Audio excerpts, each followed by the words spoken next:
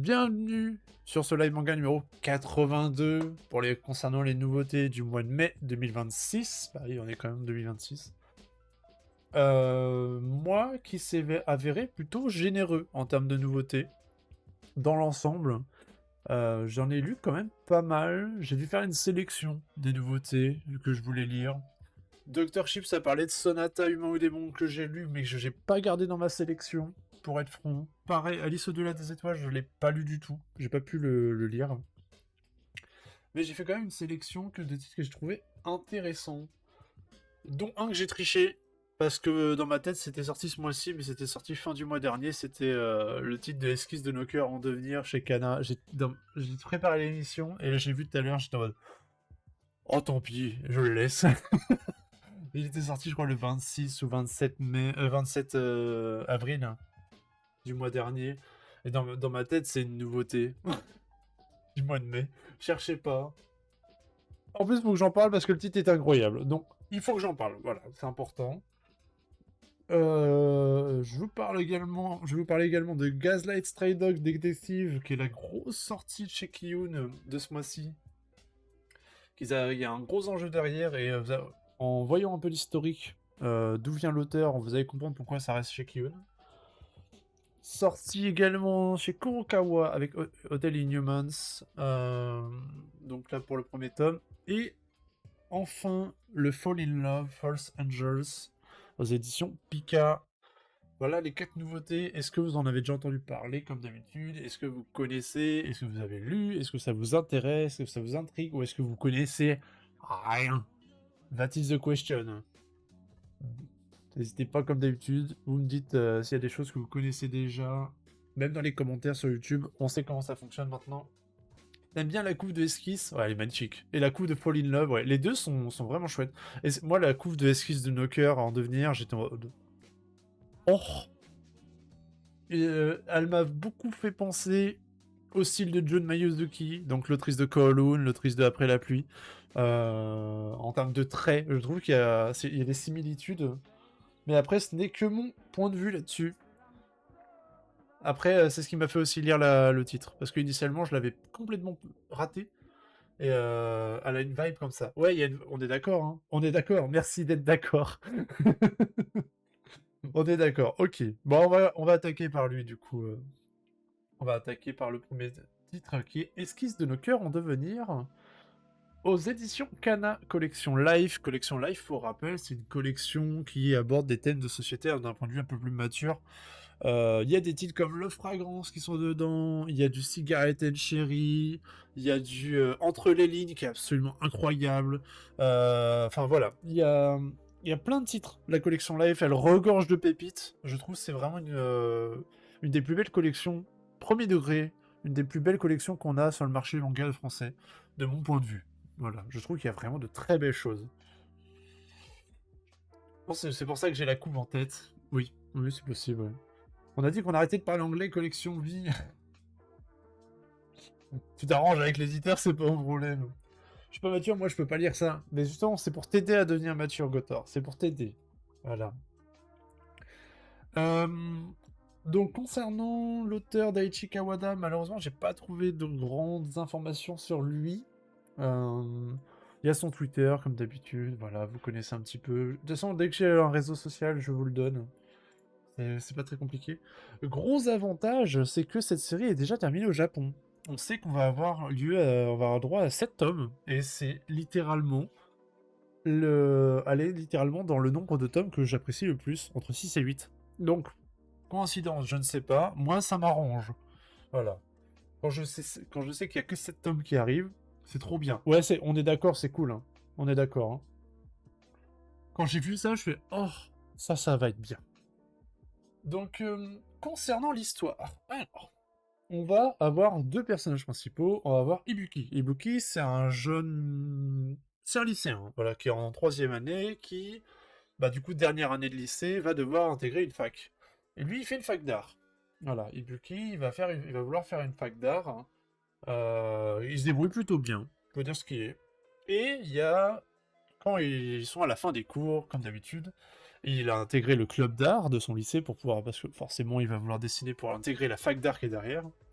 Et il y a une jeune fille qui est là, du même âge, mais qu'ils se voient uniquement dans le club d'art, qui elle fabrique des tambours japonais appelés taiko. Et bah, il se rend compte pour la première fois, elle est en train de dessiner, de tenter de faire du dessin, et bah, Ibuki, il a quand même une approche hyper bienveillante dans l'ensemble. Il va la voir, il va essayer de lui donner des conseils, etc. Le... Au début, concrètement, ça se passe pas forcément très bien, hein. Ils essaient de discuter, mais c'est vite limité à elle qui essaie de dessiner, et lui qui fait du dessin, mais qui, voilà. Un jour, il y a un prof qui va lui demander à Ibuki, il lui dit vas-y, il faut que tu construises une boîte pour pouvoir mettre les enveloppes pour les délégués, etc. Donc Ibuki, il est du club d'art, donc club d'art, tout le monde fait le lien que club d'art c'est club bricolage, bref, on sait pas, on est au Japon là-dessus. Et il commence à bricoler, mais il est pas très adroit. Et elle, Sugisaki, elle arrive et elle lui fait une boîte mais absolument sublime. Et là, il est époustouflé, il dit mais attends, mais je pensais que t'étais du club d'art, t'as rien à faire là, t'es pas du tout... Enfin, t'es une artiste, tu dessines, et là, elle fait ouais, ouais, bah c'est juste que bah je me débrouille avec mes mains, quoi. Et là, il voit que ses mains à Sugisaki, elles sont plutôt pas calleuses, mais vous savez, un petit peu rodées, tu vois. Elles sont vraiment, elles sont des mains d'artisan, tout simplement. Elle a des mains d'artisan. Et il le capte très rapidement. Et en vrai, ça se voit, parce que quand tu vois une main d'un artisan ou d'une artisane, en général, t'as les mains qui sont bah, pas forcément belles, entre guillemets. Je m'entends, hein. Et c'est ça qui va lui mettre la puce à l'oreille. Et elle va le voir. Et du coup, elle, ça va être un gros moment de panique là-dessus. Ils vont se retrouver dans une autre situation, et ils vont pouvoir échanger là-dessus, ils vont pouvoir discuter. Et c'est comme ça qu'ils vont ils vont commencer à créer une relation entre eux. Je le dis tout de suite, c'est un titre qui est majoritairement basé sur de la romance, mais c'est une romance intelligente, très posée, normale. En fait, il n'y a pas de plot twist de malade, il n'y a pas ce genre de choses. C'est juste une romance positive, et c'est juste une romance intéressante, sous fond d'art, mais pas forcément l'art comme on pensait. On n'est pas sur un Blue Period en train de faire de la peinture en permanence et des toiles en permanence. Ça sera intégré dans le fond de l'histoire. Ça va intéresser de temps en temps.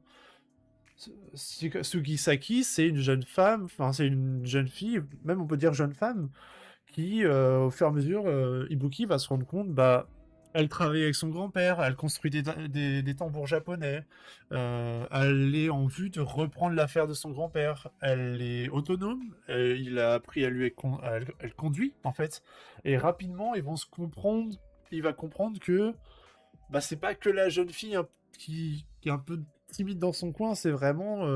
elle sait ce qu'elle fait. Quand elle travaille, il la trouve absolument lumineuse. Vraiment, elle est sublime. Et inversement. Et inversement. Et c'est là où le titre va vraiment, pour moi, prendre vraiment tout son sens dans la collection live, c'est que tu sens que c'est une histoire d'amour, mais juste pas simple, mais limite évidente entre les deux. Et ils se découvrent au fur et à mesure, et c'est trop mignon. C'est vraiment trop, trop mignon. Moi, j'ai adoré. C'est un énorme coup de cœur pour ma part, hein. Et vraiment, trop bien, quoi. Oui, ça va être une relation sur le temps. Leur relation va se tisser sur le temps, elle va s'améliorer, mais ils ont aussi leurs impératifs. Lui, il est en train de passer son concours d'art, il peut pas faire ce qu'il veut. Elle est en train d'aider la boutique va pas très bien, donc ils se voient quand ils peuvent, hein, vraiment. Mais en attendant, leur relation, elle est vraiment hyper saine. Et c'est beau, c'est juste très beau. Ouais, toutes les couvertures sont magnifiques, hein. Vraiment, il y a rien à redire là-dessus. Vraiment, le tome 1 est génial. Pour une série qui est financée 7 tomes, foncez, par pitié, quoi. Ouais, ouais, la couve 4, elle est magnifique, ouais. Le taiko est bien présent juste après taiko. Non, il est bien présent. Il est bien présent. On n'est pas là, typiquement, dans le premier tome, on va avoir Ibuki qui va assister, parce qu'il est hyper curieux sur Sugisaki, il va littéralement assister à la construction d'un taiko. La boutique de Taiko, ça va limite devenir un peu plus centrale par la suite. Autant l'école d'art de Ibuki, elle est importante au début, autant elle va passer un peu en second point. On va remettre en avant un petit peu le Taiko, et après ça va échanger, etc. Le titre est super bien équilibré dans tous les sens. J'aime beaucoup. Ouais, la couve elle est en kimono, elle est top, hein. Elle est vraiment top, hein. En gros, c'est une romance avec une protagoniste qui a une personnalité indépendante de la romance, en fait. Oui. Et c'est une romance qui est vraiment saine. Enfin, tu sais, régulièrement, il peut y avoir des titres, typiquement dans la collection Life, où des personnages ont subi des traumas par le passé, des choses comme ça. Là, c'est deux personnes qui sont complètement ont leur pleine intégrité là-dessus. Je sais pas comment expliquer avec des termes. Je veux pas être offensant sur le fait que bah, ils ont pas subi de trauma, donc l'histoire à la moindre profondeur. Non, non, clairement pas. C'est juste un tranche de vie tranquille. Il y a eu du passé. Tout le monde a un passé, c'est normal, mais c'est pas un passé qui va être toxique dans cette relation. Voilà. C'est un passé qui aura une importance, mais qui sera pas forcément toxique. Bah, tu vois, Fléau, tu dis que ça manque juste de trucs en fond. Moi, à titre personnel, j'adore. Parce que c'est un genre en ligne claire que moi je trouve absolument magnifique. Il n'y a pas besoin de plus quand tu es déjà en train de faire l'action. En termes de dessin, je trouve qu'il n'y a pas besoin de plus, hein. Il y a des titres comme ça où ça suffit, hein.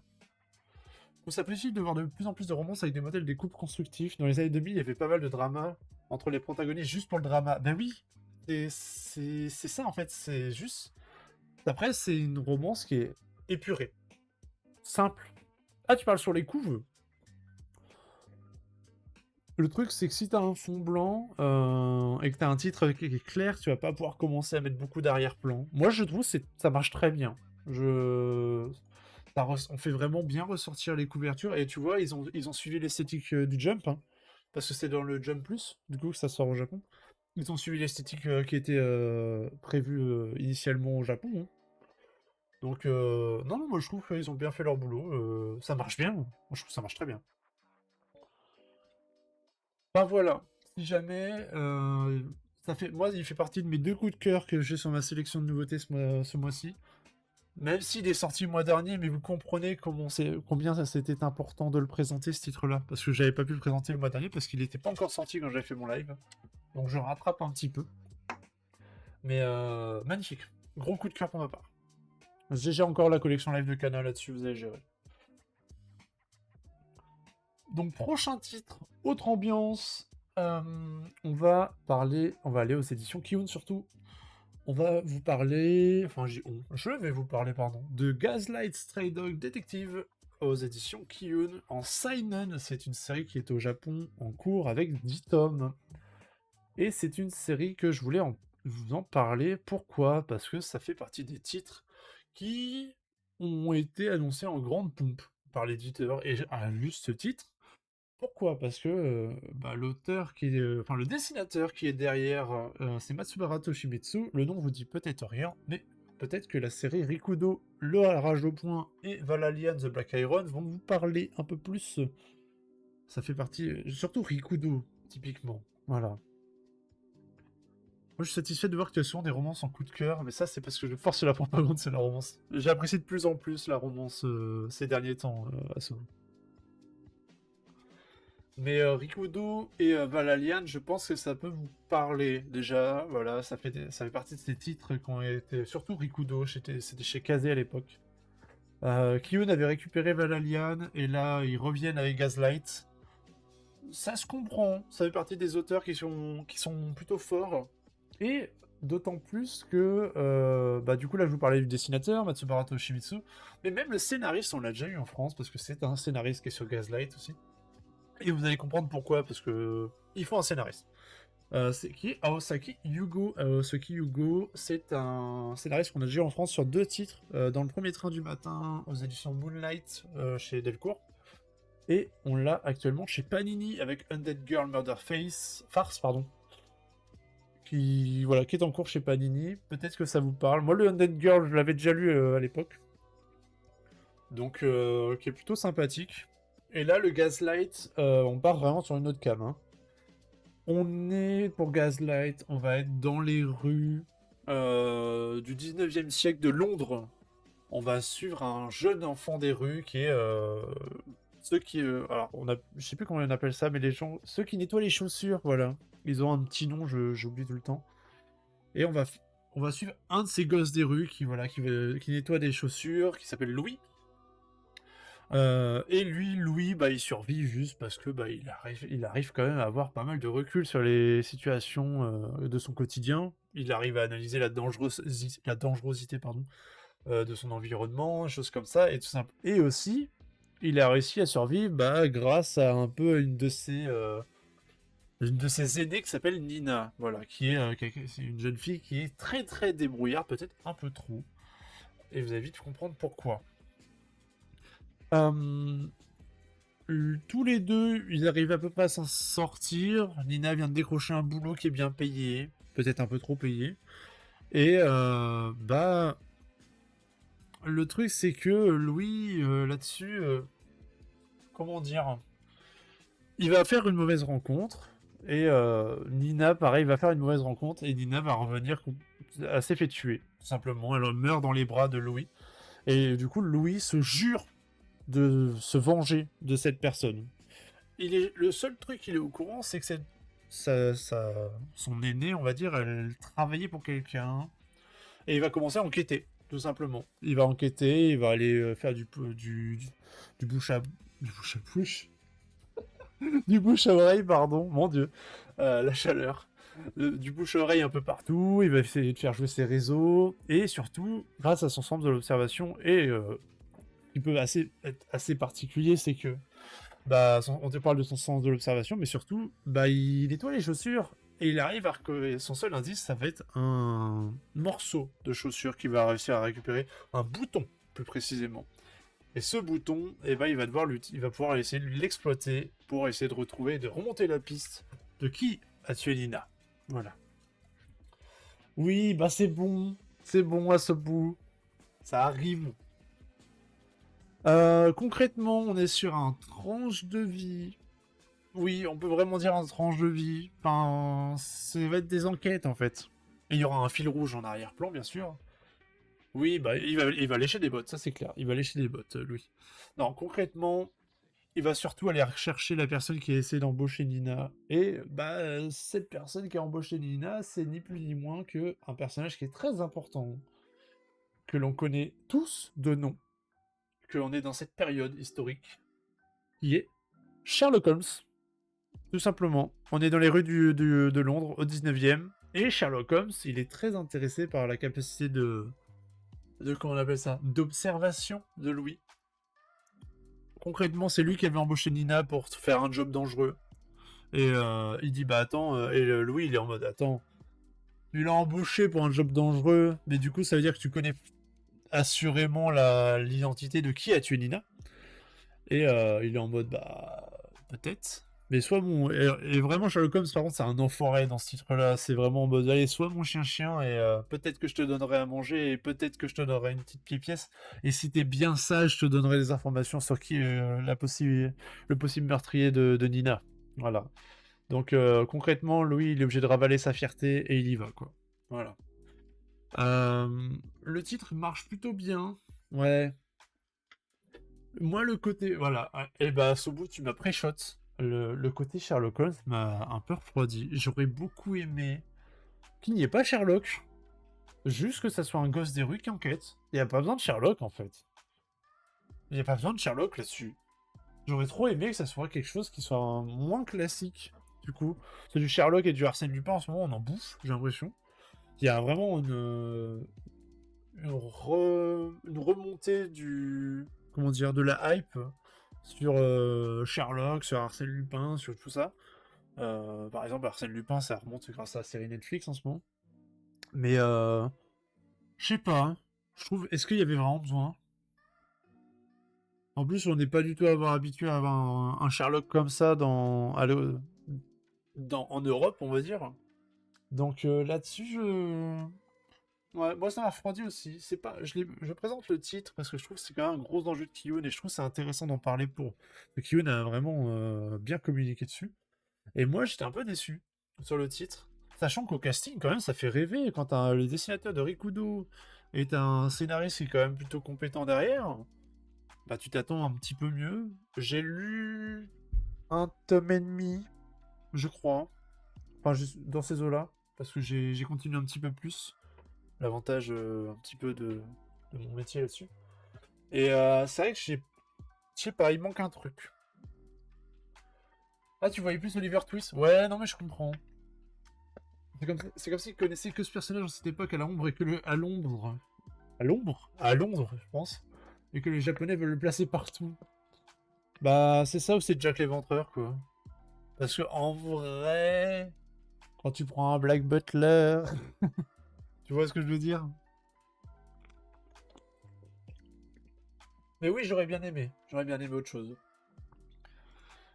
Mais bon, voilà. Donc voilà pour le Gaslight, Stray Dogs Detective, qui pour ma part était une bonne lecture, mais c'est pas non plus un titre qui va renouveler le genre, loin de là.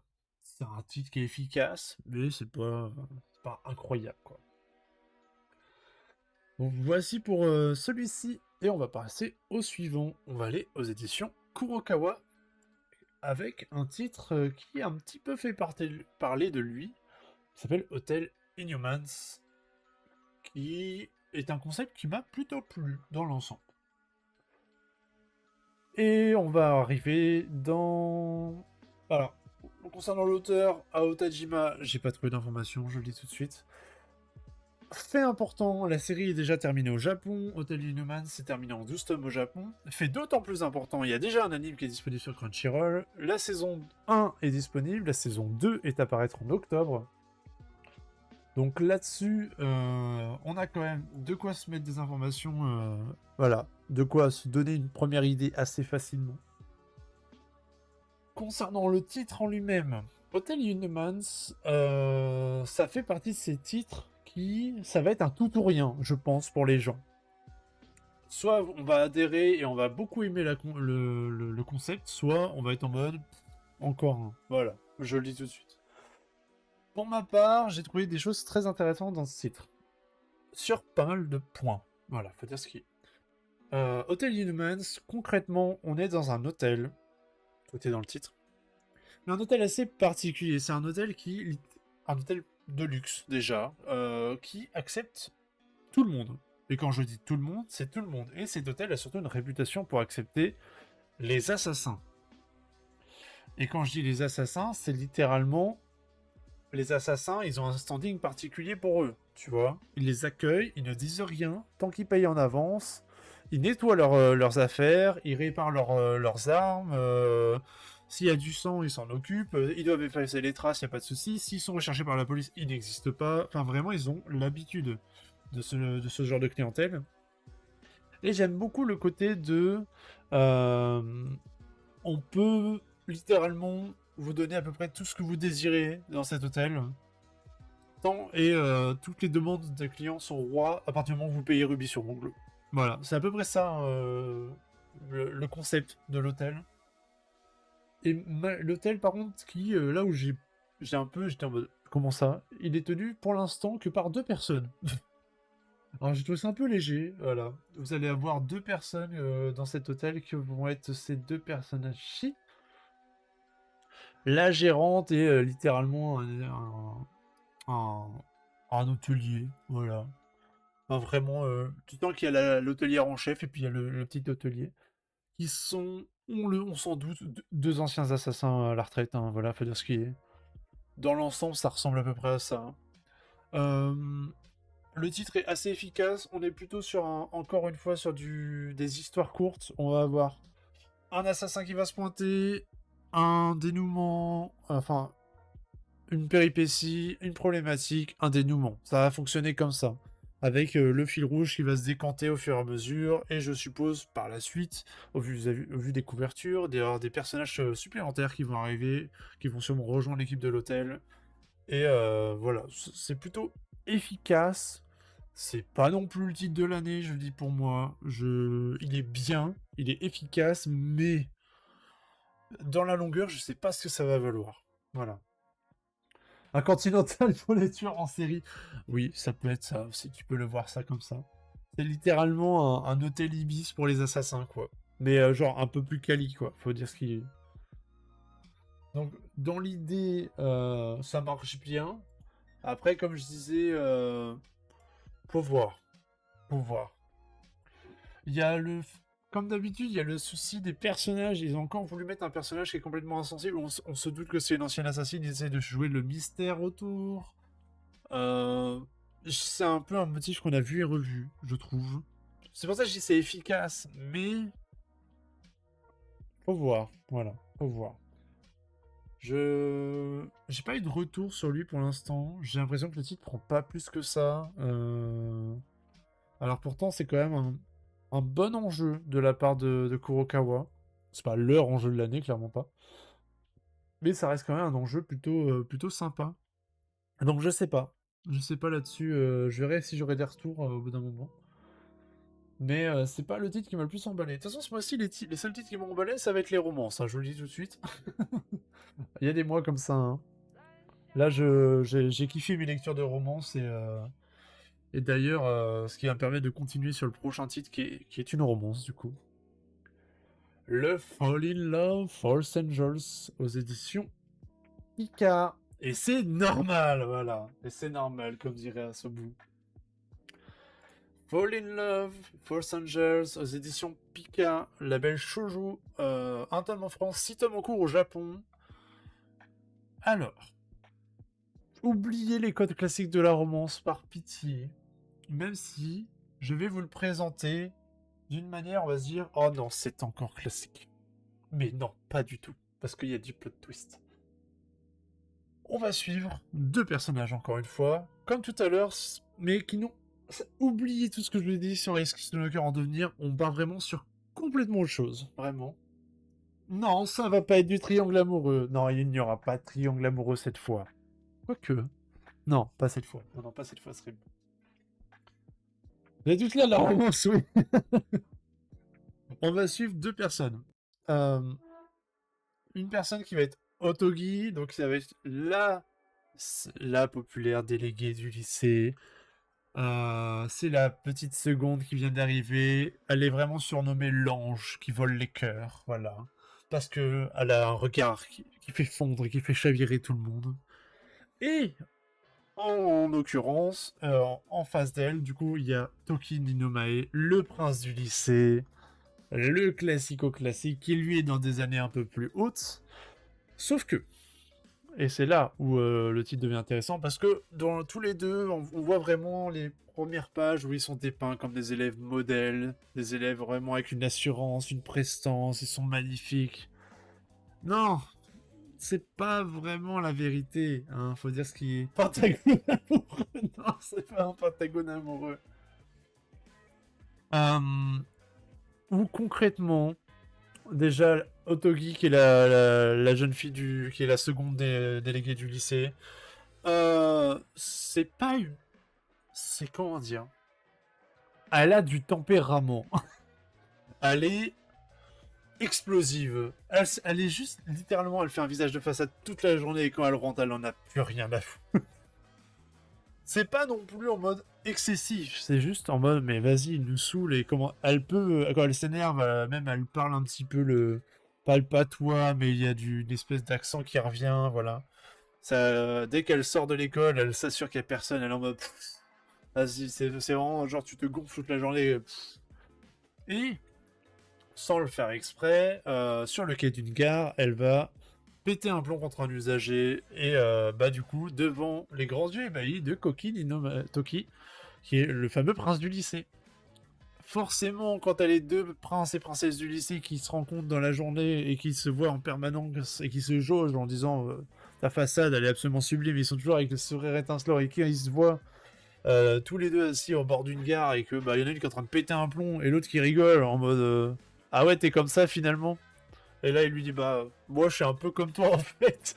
Donc forcément ça va être ils vont commencer à avoir un petit secret tous les deux où bah leur secret c'est littéralement ils ne sont pas du tout comme ils sont censés être à l'école et ils vont commencer à vraiment à lier une relation de confiance là-dessus parce que c'est les deux stars du lycée qui se sont dévoilés eux-mêmes leurs propres secrets. Je trouve ça vraiment chouette. Euh, dans l'ensemble, ça casse un peu les clichés de la romance classique parce que elle va dire, mais de toute façon, je vais pas tomber amoureuse de Stockard, littéralement.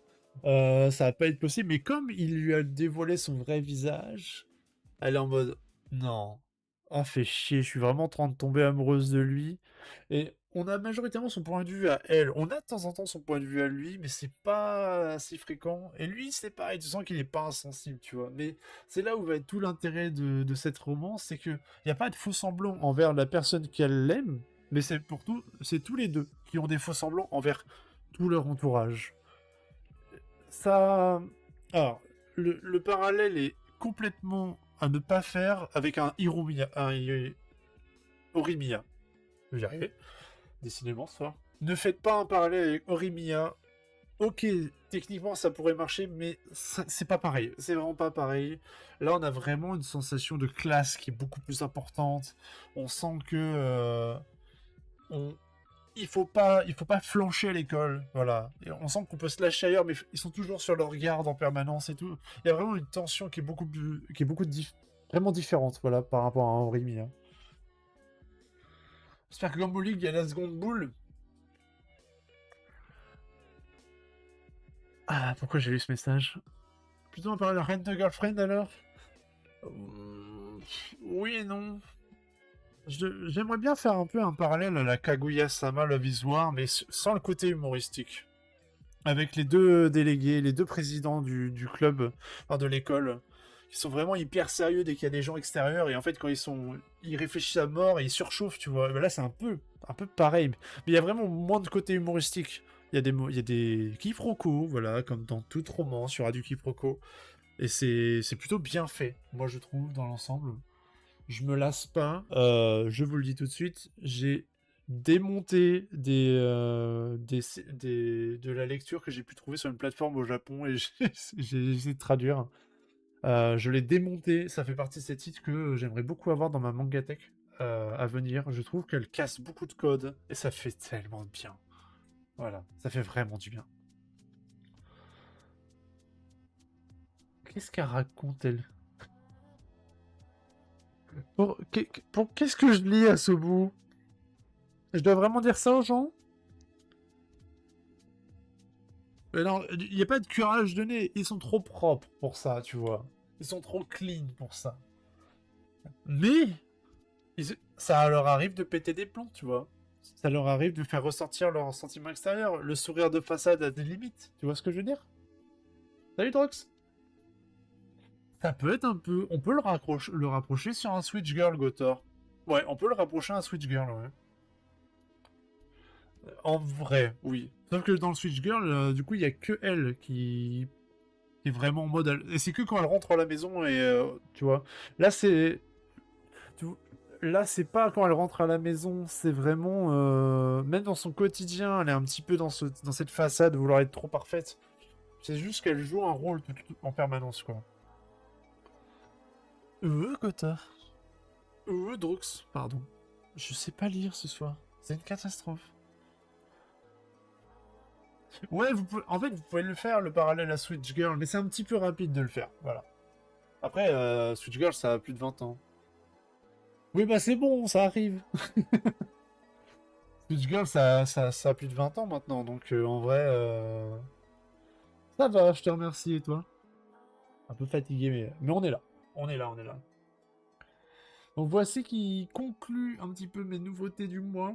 Donc je vous ai parlé dans mes nouveautés, mes envies du mois de mai et de mes lectures récentes, enfin de mes lectures de nouveautés récentes. Je vous ai parlé de Esquisse de nos cœurs en devenir. J'ai triché parce que c'était moi le dernier, mais bref, vous comprenez l'intérêt du titre parce que du coup il est incroyable, donc lisez ce titre, merci.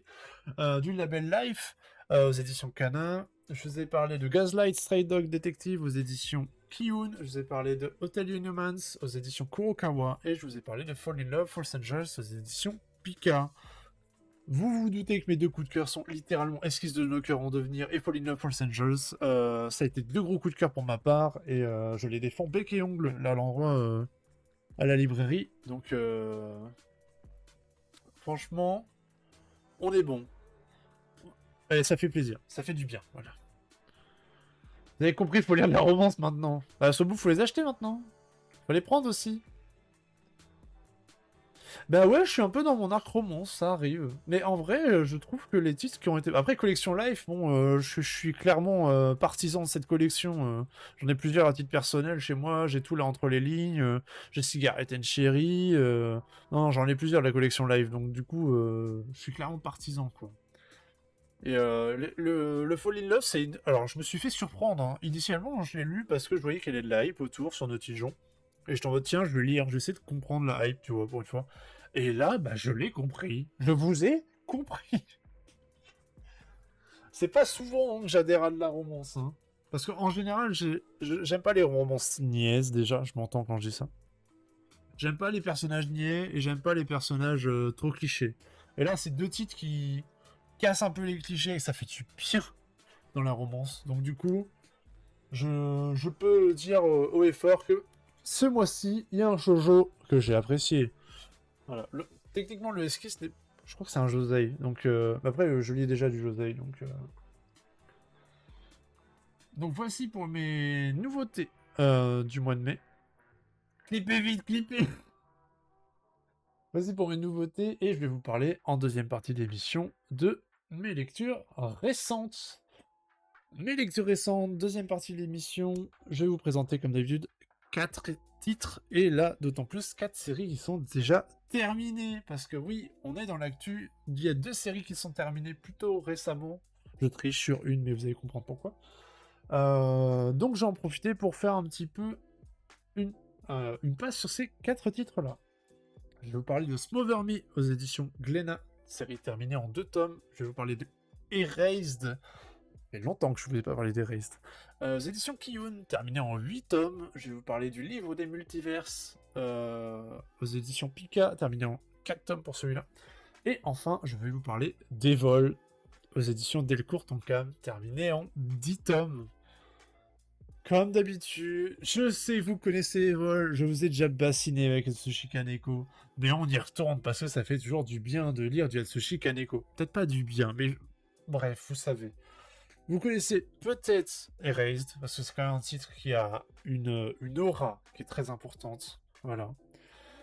Concernant les autres, c'est moins sûr. Donc, est-ce que vous connaissez les titres que je vous parle cette fois-ci ou pas? Voilà. Comme d'habitude, n'hésitez pas à me répondre là dans le chat, parce que ceux qui savent que vous êtes en direct sur Twitch, mais il y a également sur les commentaires YouTube, n'hésitez pas à me dire s'il y a des titres que vous connaissiez déjà ou qui vous intéressaient déjà. Donc je vais commencer avec le Smother Me aux éditions Glénat. Alors, c'est un seinen. C'est un seinen. Erase, c'est pas ce manga où un gars se retrouve dans le passé avant la mort de quelqu'un proche de lui. Oui, c'est exactement ça, Fléau. Mais je vais vous le pitcher après, mais oui, c'est exactement ça. Mais oui, c'est vrai qu'à ce bout, c'est pas lire. Bah, c'est pour ça que tu regardes que C'est pour ça que tu regardes des films, hein. Bah, ouais, parce qu'il n'y a pas besoin de lire. Bon, faut juste pas mettre de sous-titrage, mais bon, il n'y a pas besoin. Je préfère la baston à la romance, désolé. Bah, du coup, si tu préfères la baston à la romance, tu vas pouvoir aimer Smother Me. Bref, allez. Smother Me, c'est une série terminée, je disais, en 2 tomes aux éditions Glénat. Donc c'est un peu de la triche parce que du coup, ils ont sorti les 2 tomes d'un coup chez Glénat en fait. Ils ont été intelligents là-dessus. Ils savaient dès le début que la série elle allait être courte. C'est un titre qui était sorti le mois dernier, donc en avril. Et j'avais pas eu le temps de le lire pour être franc parce que ça faisait partie des titres que je voulais lire en nouveauté. Et quand j'ai vu que c'était terminé en 2 tomes, donc c'est un thriller terminé en 2 tomes. Et ben je me suis dit tiens je vais me le garder sous le coude et je le présenterai plus tard. Et bah voilà, le temps est venu. Smother Me, du coup, de Hiroshi Shimomoto. J'ai pas d'infos sur lui. J'ai son Twitter, comme d'habitude. Là, c'est le strict minimum que je vous donne en info. Je suis désolé, mais j'ai pas réussi à trouver quoi que ce soit sur lui. En termes d'histoire, l'histoire, c'est l'action, ça va se passer à Détroit. Alors, Détroit, pour ceux qui ne savent pas, ça fait quand même partie des villes aux USA. Qui fait partie des villes les plus dangereuses du monde. Voilà, je le dis tout de suite. D'où le fait qu'on a une action qui se passe à Détroit, c'est pas déconnant. On va suivre un jeune garçon qui s'est fait vendre par son père et il s'est fait vendre à un assassin. Ok, cet assassin a décelé en lui un potentiel, va le prendre sous son aile, va le former au maniement du fil, qui sera sa signature pour pouvoir assassiner les gens. Il a un physique qui est pas forcément costaud, mais il est extrêmement agile et bah, du coup sa technique d'assassinat sera basée, bah, majoritairement basée sur le fil. Une corde de piano, si vous préférez. Voilà. Et le truc, c'est que lors d'une mission, il y a où c'est littéralement une machine ce gosse, hein. Vous voyez vraiment un Danny the Dog. Vraiment, si vous pouvez faire le parallèle avec le film du Danny the Dog, on est un peu dans cette même cam.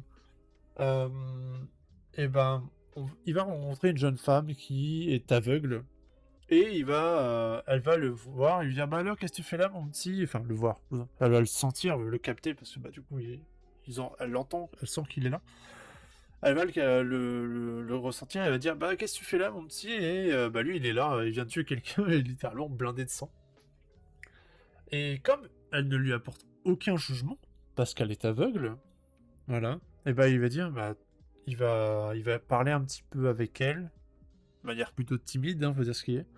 Et au fur et à mesure du temps, entre deux missions, bah, il va la revoir et puis bah, il va échanger avec elle, il va discuter avec elle, mais elle ne le voit pas, voilà. Elle voit pas que ses pupilles sont plutôt littéralement reptiliennes parce que bah, vraiment il a un visage reptilien, hein, c'est pas pour rien que son nom de code, du coup, dans la mafia sera serpent. Et, ce fameux nom de code, ça va un petit peu lui courir sur les pattes parce que bah, une fois que tu as intégré la mafia, si tu souhaites la quitter, bah, il n'y a qu'une seule manière de la quitter, la mafia. Enfin, deux manières, du coup. La première, tu meurs.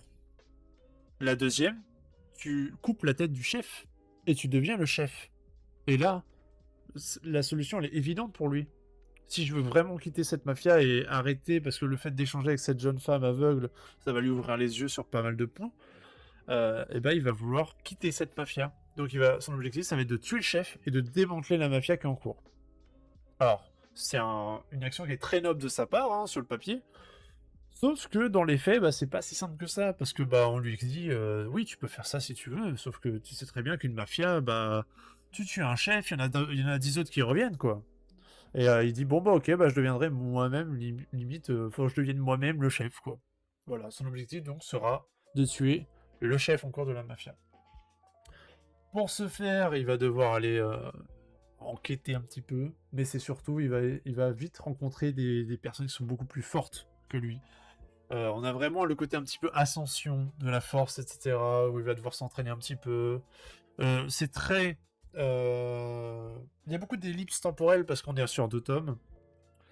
Voilà, Calife, Alblas du Calife, ça va vraiment être ça. Il y a pas mal d'ellipses temporelles parce qu'on est sur 2 tomes, donc forcément il pouvait pas se permettre de tout caler. Mais en vrai, moi je trouve que ça ne dérange pas. On n'est pas sur un shonen. Le côté Neketsu, on n'est pas là pour ça. On n'est pas là sur l'entraînement. On est là pour avoir du résultat. Et des ellipses temporelles, c'est pas déconnant dans ce genre de situation.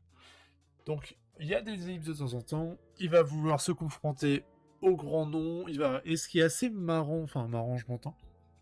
Toutes les personnes fortes des mafias vont avoir un nom d'animal qui vont être en rapport avec leur manière de penser, ou soit leur manière de penser sur leur physique, tout simplement.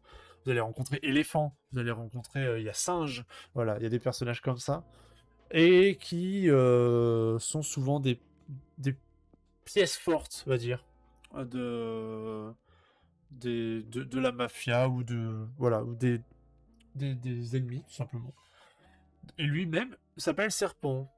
Mais on a surtout le côté, on déshumanise les personnes en leur donnant des noms d'animaux. Et du coup, vu que ce ne sont que des animaux, on leur explique que ouais, il y a eu des animaux par le passé, mais de toute façon, c'est que des animaux, ils ont crevé, on s'en fout quoi. On passe au suivant. Donc voilà, il y a tout ce côté un petit peu déshumanisation qui est intéressant. Et son côté ascension qui est assez intéressant aussi.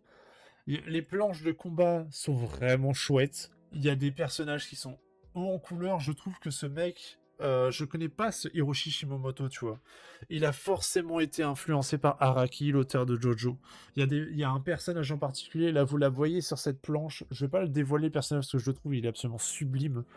Qui est singe, du coup.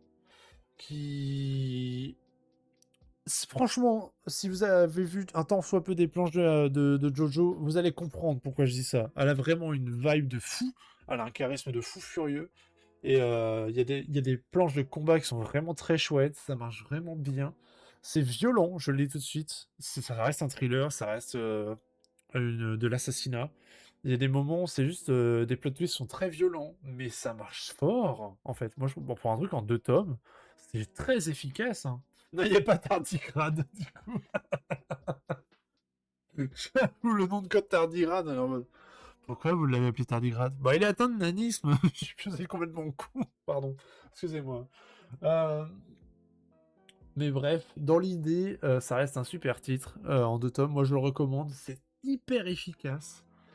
En plus, Glénat, on en a fait des grands formats qui sont vraiment à un prix hyper attrayant. On est à 10,95 sur du grand format. Franchement, une très bonne lecture à 22 €. Bah écoutez, moi je dis pas non, hein. Là-dessus, on va pas cracher dessus, hein. Le Ratel. Vous allez sortir tous les noms. Tous les noms les plus nuls. Donc voilà pour le Smother Me qui veut dire d'ailleurs, si jamais Smother Me, ça veut dire étouffe-moi. Tout est dans le titre, hein. Vraiment, tout est dans le titre là-dessus. Ça marche bien, hein. Ça confirme que Glénat en petite série, c'est du solide. Mais Glénat, c'est du solide en général, hein. Enfin, moi, ça me fait chier de le dire parce que du coup, ça reste quand même un grand éditeur et je suis plutôt dur à supporter les petits éditeurs. Mais un des rares éditeurs qui a mon entière confiance, c'est Glénat, hein. Et je le dis haut et fort. J'en parle avec le représentant de Glénat et le mec dit: ah bah oui, mais je vois que c'est sur terrain conquis. Je suis bah ouais, mais Glénat, c'est fort quoi. Et ils arrivent à faire des trucs vraiment chouettes. Bon, il y a des créations originales qui sont un petit peu particulières des fois, je le concède, mais, mais franchement, dans l'ensemble, c'est fort, hein. C'est quasi incroyable le ratel. Elle tardigrade aussi, du coup. Non, on fera pas le capybara, Sobo. On fera la tortue. On fera bien tortue. Donc voici pour Smother Me, qui était sorti le mois dernier, qui est une belle surprise pour ma part. Prochain titre, je vais parler de Erased, qui est un classique à mes yeux. Un classique sorti en 2014, voilà, pour la France. Terminé en 2017, série terminée en 9 tomes, j'ai dit 8 tomes tout à l'heure, pardon, c'est 9 tomes. Il y a un spin-off aussi qui s'appelle Erased Re, voilà, qui donne un petit peu plus de lore, que je n'ai pas pu le lire encore, je l'ai chez moi, mais j'ai pas pu le lire encore. Concrètement, si vous connaissez pas déjà, Kei Sandbe, c'est un auteur qui est plutôt prolifique pour la France, qui a fait pas mal de séries. Ses séries les plus connues vont être Le Berceau des Esprits, on va avoir Echoes, bon, Erased est la plus connue qu'il a, qu'il a effectué. Il va avoir Echoes, Reflection que moi j'avais pas du tout aimé par contre, et il va avoir récemment la 13e piste que je n'ai pas encore lue. Voilà, faudrait que je fasse un détour sur la 13e piste parce que je trouve que c'est toujours intéressant de lire cet auteur, même si des fois j'adhère pas, ça reste un auteur qui est très intéressant dans l'ensemble. Majoritairement sur du trailer, majoritairement sur des titres dramatiques, souvent sur du surnaturel, faut dire ce qu'il est. À voir, tout simplement. À voir la 13e piste, voir ce que ça vaut. Donc, Erased. Tout le monde, enfin, beaucoup de monde connaît le film d'animation, moins le manga. Le manga va se détacher un petit peu du film d'animation sur le fait que on va, comment dire, il y aura le film, on a vraiment l'impression que c'est un voyage temporel juste en mode le mec a des super pouvoirs. Oui, c'est le cas, je suis d'accord, mais il est pas si broken que ça, voilà, dans le manga, j'ai l'impression. On va suivre dans les années 2000, du coup, un jeune homme, voilà, qui est aspirant mangaka, qui galère, faut dire ce qui est. Et le mec travaille dans des petits jobs pour, en étant mangaka, il fait des baitos, voilà, comme on dit dans le jargon. Des petits jobs comme ça, pas très bien payés pour essayer de s'en sortir. Concrètement, c'est le mec que tu captes pas dans la boutique quand il est là. Il est plutôt observateur, mais voilà, il fait pas de bruit, il a pas beaucoup de présence. Mais il a quand même un pouvoir qui est giga fou. C'est que dès qu'il y a une catastrophe, typiquement, et le passage le plus connu, c'est il va se rendre à son travail ou il sort de son travail, je ne sais plus. Et il y a quelqu'un qui chute à côté de lui et bah, dès qu'il y a un accident ou chose comme ça, il finit l'action et il revient en arrière et il dit ah merde, je retourne dans une boucle. Si je retourne dans une boucle, c'est que quelqu'un est en train de mourir à proximité, c'est qu'il y a quelque chose de grave qui se passe à proximité. Et le but, c'est à chaque fois la boucle, elle va continuer en permanence jusqu'à ce qu'il arrive à sortir de cette boucle parce qu'il aura aidé la personne ne sera pas morte, etc. C'est un peu son pouvoir, voilà. Clairement, c'est son pouvoir. Et grâce à ce pouvoir, ça lui permet de sauver pas mal de vies. Le truc, c'est que dès qu'il se passe un petit peu des boucles, il va en subir les conséquences et il va souvent à l'hôpital à cause de ça. Voilà, ça se passe pas très bien. Et suite à cela, un jour, il va avoir un gros accident. Et dans cet accident, il va tomber dans le coma. De mémoire, c'est ça. Et suite au coma, il va retourner dans son enfance où il va recommencer, il va revenir avec la pensée d'un adulte classique dans son corps de lui quand il avait genre 6 ans à tout casser. Et il va surtout se rappeler que il y a eu pas mal de drames autour de lui quand il était enfant. Et surtout, une jeune fille en particulier qui a disparu, qui était morte, qui avait été retrouvée morte, que c'était absolument horrible. Et du coup, cette jeune fille, il la revoit encore vivante. Et il va surtout enquêter et faire en sorte d'essayer de protéger cette jeune fille avant qu'elle ne meure à nouveau. C'est un thriller avec voyage dans le temps qui est extrêmement efficace, je trouve. L'ambiance est très bien foutue, le dessin qui est assez particulier, il faut dire ce qui est, marche d'autant plus fort sur un titre comme celui-ci. Franchement, ça reste quand même un titre, si vous cherchez un thriller en peu de tomes, parce que ça reste 9 tomes, hein, ça fait partie des titres que moi je recommande assez facilement quand les gens me demandent un thriller avec un peu de surnaturel. Il y a du Erase qui me viennent en tête, mais il y a aussi des titres comme comment on appelle ça? Comme le bateau de Thésée, voilà, qui me viennent en tête un peu dans cette mouvance-là. Mais dans l'ensemble, ça reste quand même des super titres. Voilà. Erase est un classique, il reste un classique, c'est indéniable, et à mes yeux, ça reste un très très très bon titre. Voilà. Bon, je voulais en reparler parce que je trouve que. D'ailleurs, j'ai mis 8 partout, je suis désolé, c'est 9 tomes. Hein. J'ai mis 8 partout parce que je suis convaincu qu'avec 8 tomes, alors que je les ai juste derrière moi et j'ai bien mes 9 tomes, quoi. En plus, il n'y a pas d'effort de ma part là. Ça arrive un petit couac de temps en temps. Donc voilà pour Erased. N'hésitez pas. Franchement, je rentre pas trop dans l'intrigue en elle-même parce que c'est juste, faut pas spoil sur des thrillers, c'est important. C'est clairement important.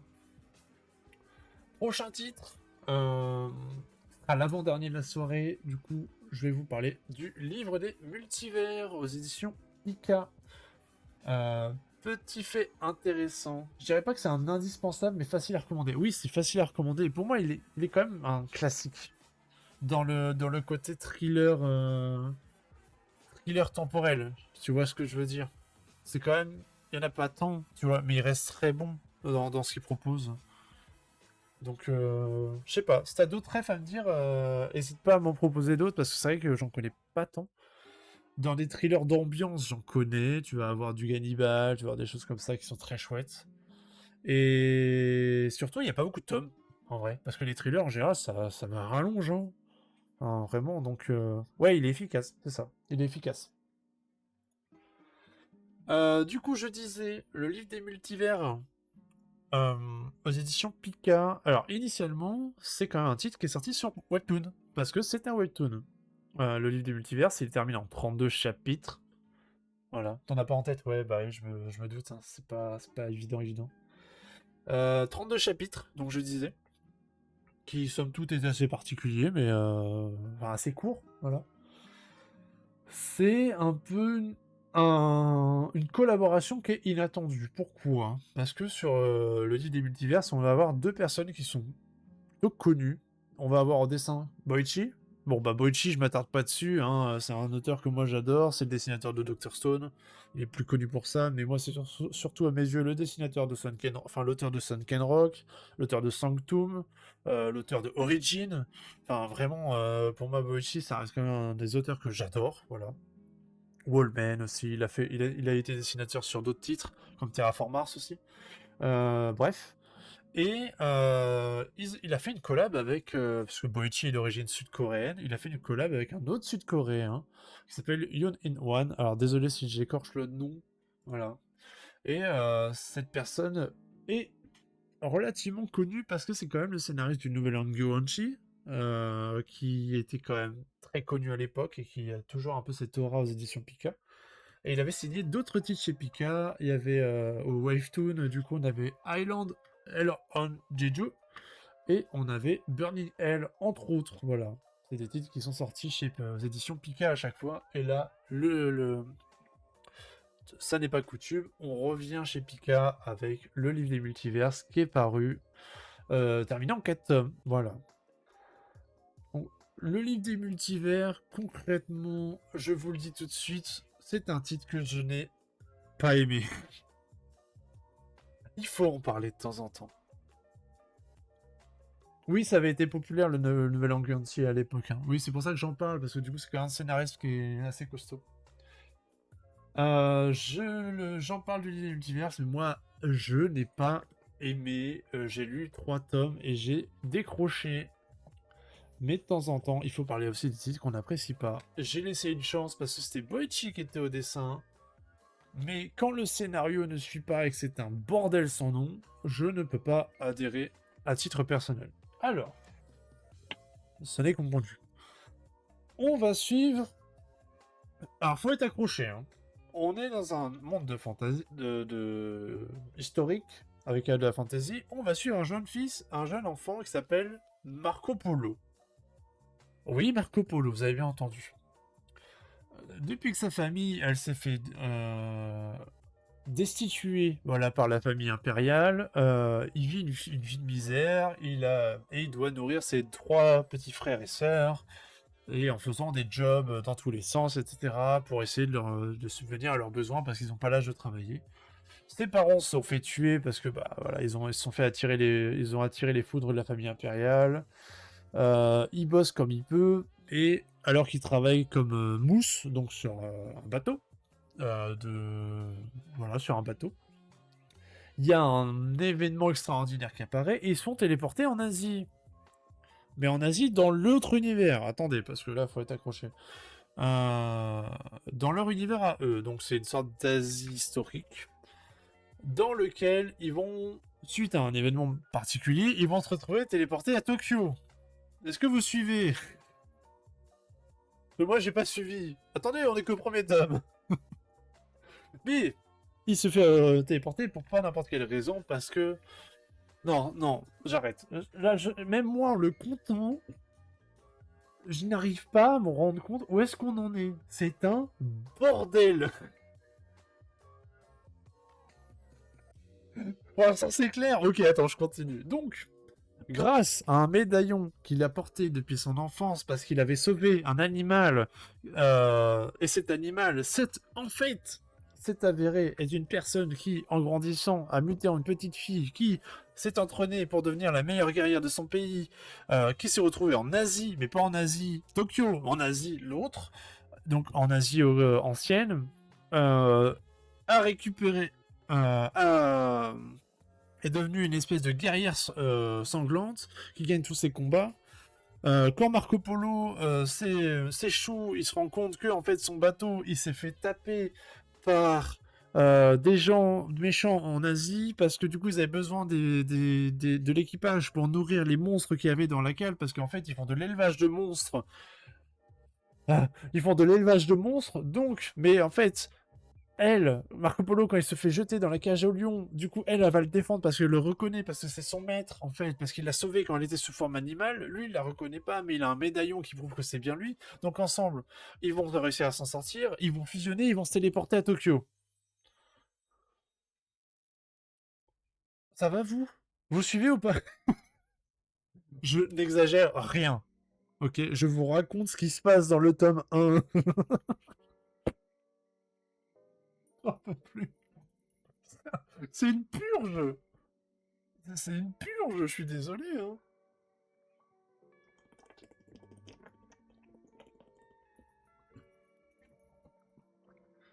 Alors, ok, je comprends ta confusion. Tu penses que le délire de multivers est pas utile.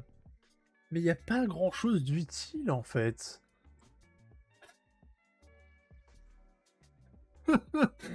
Ah la vache, ça m'a fait mal à la tête de condenser l'histoire. Et encore, je l'ai condensé, quoi. Ok, et oui, ils fusionnent avec elle, du coup, parce que quand ils arrivent à Tokyo, ils fusionnent ensemble. Et sur place, ils vont rencontrer la mafia de Tokyo, qui va lui dire, on a pris en otage tes petits frères et tes sœurs dans l'autre monde. Donc il faut que tu fasses ce que tu dis, ce qu'on te dit. Parce que sinon, ils vont mourir.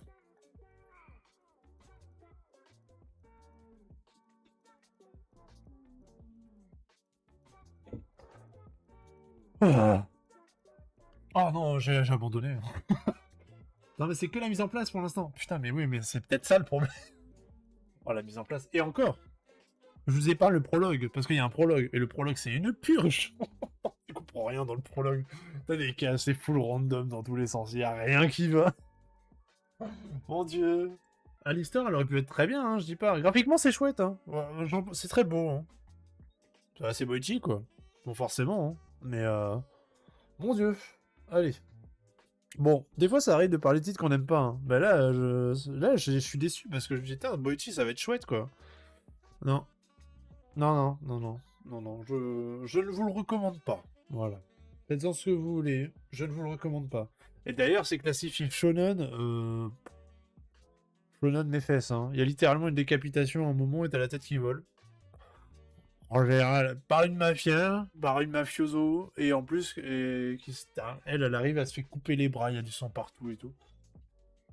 Ouais, en shonen, bon, je sais pas.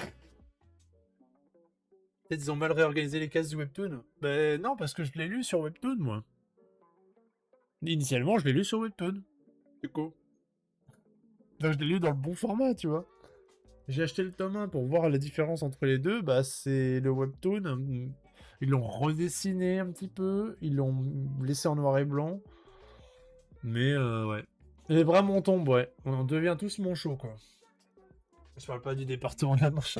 C'est marrant, ça. Bref, allez. Suivant. Je vais vous parler des vols, du coup. Ah, désolé, mais j'ai pas envie de continuer hein, sur lui là-dessus. C'est compliqué, hein. C'est compliqué sur lui. Hein. Ça me désole parce que c'est un artiste que j'aime énormément, tu vois, mais là, c'est trop compliqué. D'ailleurs, je comprends pas que les notes sont plutôt hautes. Hein. Genre, en webtoon, c'est normal que ça soit aussi chaotique, je sais pas. J'en lis peut-être pas assez. Ça se trouve, mon esprit n'est pas assez ouvert. C'est possible. Bref, je vais vous parler du dernier titre. Ça va être Evol. Evol de Atsushi Kaneko. Alors, je m'attarde pas. Enfin, Atsushi Kaneko. Qu'est-ce que t'as écrit? Pourquoi ça censure? Manchot. Un nom de code de perso. Pourquoi ça censure dans le chat Manchot? À quel moment c'est une insulte? Laissez les animaux en paix. Bref. Donc je vais vous parler des vols aux éditions Telcourt Tonkam. Série terminée en 10 tomes. Atsushi Kaneko, c'est un auteur que j'apprécie depuis plusieurs années maintenant. J'ai plusieurs de ses titres aux éditions Imo, par exemple. Voilà, j'ai Bambi, qui est très chouette. Je vais avoir aussi, alors j'ai pas Soil en entier, j'ai pas White Moon en entier, mais je vais avoir d'autres titres de l'auteur que j'aime beaucoup. Donc, ça fait partie. Je vais avoir Defco, bien sûr. Voilà, typiquement un petit Defco. Voilà, ce genre de titre que j'aime beaucoup. Et si, c'est bien le dessinateur de. Enfin, c'est l'auteur de Bambi, du coup, aux éditions Imo. C'est totalement le créateur. Et c'est aussi l'auteur de Defco. Voilà. Oui, oh, oui, ouais. C'est super, Gotor change rien. Bref, tout ça pour vous dire que Evol est terminé. Voilà. Parce que c'est une série qui avait commencé en 2023 et là, elle a mis 3 ans à se terminer. En vrai, ça va pour 10 tomes, je trouve, c'est pas dégueu. On a eu un rythme qui était plutôt chouette. Evol, ça parlait de quoi? Ça va être la grosse ambiance, je vous le dis tout de suite. Il y a 3 ados qui ont survécu à une tentative de suicide, chacun de leur côté. Et en se réveillant, ils vont récupérer des pouvoirs, des super pouvoirs. C'est des pouvoirs qui sur le papier sont pas top top. Il y en a un, il peut faire des trous avec son doigt. Il y en a une, elle peut léviter de ça, tu vois. Et il y en a une autre, elle peut faire une petite flamèche avec son doigt. C'est pas top top sur le papier. Voilà. Mais surtout, ils se disent, bah en fait, tous les trois, ils, ils sont dans la même chambre parce que les gens se rendent compte que bah ils ont des capacités particulières, donc ils osent pas, ils ont peur les gens. Voilà, surtout sur une société qui est régie par des héros. Il y a littéralement des héros dans cette société qui ont des super pouvoirs. Tu sens que les héros sont complètement corrompus. Tu sens que le pouvoir en place tire uniquement par de la corruption aussi. Euh, Vraiment, tu sens que les héros ils butent des innocents, mais c'est pas très grave. Ils sont là pour remettre la justice en place de toute manière. Il peut bien y avoir des dégâts collatéraux, c'est pas si grave. Voilà. Et dans une société qui vraiment est pourrie jusqu'à la moelle, il y a ces trois ados du coup qui vont se relever et qui vont dire bah en fait cette société si elle est si nulle que ça, bah on a qu'à la détruire. C'est si simple. Donc leur but vraiment, c'est de devenir des méchants. Et vol, on va suivre du coup trois ados qui sont pas qui sont en soif de liberté et qui sont surtout en soif de justice et qui sont également en train ils vont tout faire pour devenir les méchants de la société. Ils vont partir comme des moins que rien parce que leurs pouvoirs sont pas top, parfois dire ce qu'il y est. Hein. Ils vont commencer à taguer un petit peu, voilà, ils vont mettre Evol parce que initialement ils voulaient être Evil, mais en fait ils volent, mais du coup ils volent, ils savent pas l'écrire, Evil. Et du coup bah les japonais ils volent, mais avec un O. Donc ils commencent à écrire ils volent absolument partout. Ça va commencer à devenir un petit peu comment on appelle ça, ça va commencer à prendre un petit peu d'ampleur. Il y a les autres ados qui vont normaux.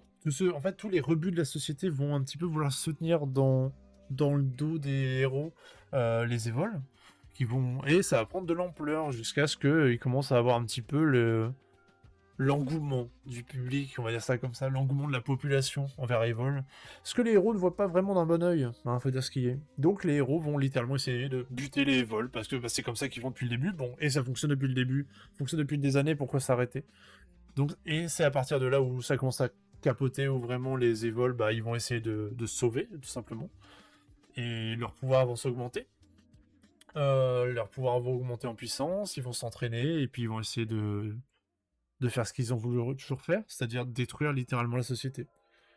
C'est un titre qui est très chouette, qui va vraiment parler des thématiques sous-jacentes. C'est un titre qui est violent parce que bah, ça reste du Kaneko, mais c'est un titre qui est extrêmement chouette parce qu'il y a des thématiques sous-jacentes qui sont abordées, l'isolement, la folie, hein, voilà.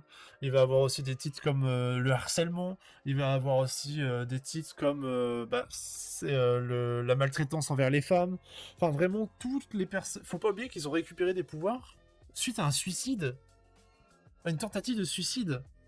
Et tout, enfin, les évols vont littéralement gagner des pouvoirs grâce à ça. Mais avant d'arriver à une tentative de suicide, faut qu'il y ait eu forcément quelque chose qui s'est mal passé, tu vois. Tu fais pas ça gratuitement. Et c'est ça qui va être intéressant dans le titre aussi. C'est que dans l'histoire, on va découvrir pourquoi chacun d'entre eux a tenté de se mettre fin à sa vie. Et pourquoi maintenant ils sont aussi motivés, entre guillemets, pour détruire absolument tout. Et je trouve le titre absolument brillant sur ça. Voilà. C'est super à ce bout, super pouvoir. Fatigue. Le titre, évidemment, on va se taper avec des grands méchants, hein, voilà, enfin, méchants entre guillemets, parce que eux se disent gentils, bref, ça vous voyez l'idée. Mais ouais. Il me semble que le gars est très punk dans ce qu'il propose totalement. Kaneko, de tête, j'avoue, je me souviens pas forcément clairement. Ah oui, mais non, mais tu vas dans un Bambi, c'est le bordel, tu vas dans un Defco. Je vous en reparlerai un jour de Defco. C'est littéralement un titre qui est très underground, avec d'ailleurs un style graphique qui est très particulier, hein, que moi j'adhère, parce que en fait, ça fait partie des rares auteurs de manga japonais qui, concrètement, on pourrait limite le sortir du côté manga. Pourquoi? C'est un auteur qui a été fortement influencé par la culture américaine, par les comics, et très très peu par les mangas. Et c'est un ancien réalisateur, Kaneko, hein. Là-dessus, il a vraiment une histoire qui est vraiment passionnante. Et du coup, il est vraiment enfin, il est pas hermétique, mais en tout cas, il a découvert très tardivement le manga. Voilà, il a découvert tardivement des Taniguchi, il a découvert tardivement des auteurs comme ça. Et c'est pour ça qu'il a vraiment un style qui est totalement à part et qu'il a créé son propre style. Et je trouve que c'est vraiment hyper chouette d'avoir ça. En tout cas, même en France. Search and Destroy, qui est une adaptation de Tezuka. Alors lui, il faut le tempérer un petit peu. C'est le bordel, mais ça reste quand même un titre à part. Voilà. C'est une adaptation de le Search and Destroy. Oui, c'est Tezuka. Hein. Donc lui, il faut le tempérer. Mais c'est génial. Enfin, moi, je trouve que c'est un titre qui est très intéressant. Voilà. Euh... Ça va, vous?